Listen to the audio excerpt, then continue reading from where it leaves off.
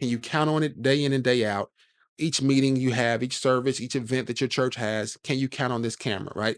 Not only can it take great pictures, not only can it record video without a limit, it's got to have that full size HDMI, and you don't want it to be doing all this stuff and run into overheating issues. Okay. Earlier, I talked about the benefit of a camcorder. The biggest benefit of a camcorder is it does not overheat. I love that about them. Usually the body is so much bigger than the sensor, there's no chance that it'll overheat, even outside, okay? Whereas when you start getting into mirrorless cameras, the sensors are bigger, okay? That means it has to process more data. And so that little bitty body that you buy because you think it's a really cool size camera, which is good, can overheat because it's processing so much information, right?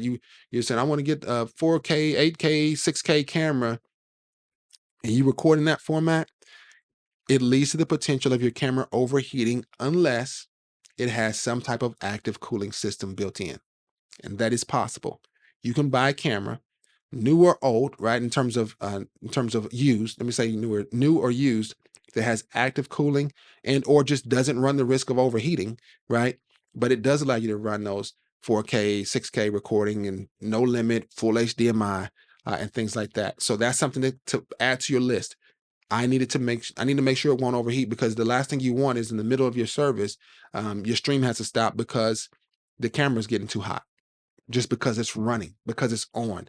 And some of these cameras, if you look at the reviews, you look at some videos about it, you'll find that that is a common problem with a lot of mirrorless cameras. And you don't want that for your small ministry, because all it does is it leads to headaches. All right. So you want one that has some type of fan built into it, or it just doesn't overheat because maybe the sensor is smaller, right? Micro Four Thirds cameras don't usually have the tendency to overheat, but that's something to look into as a possibility.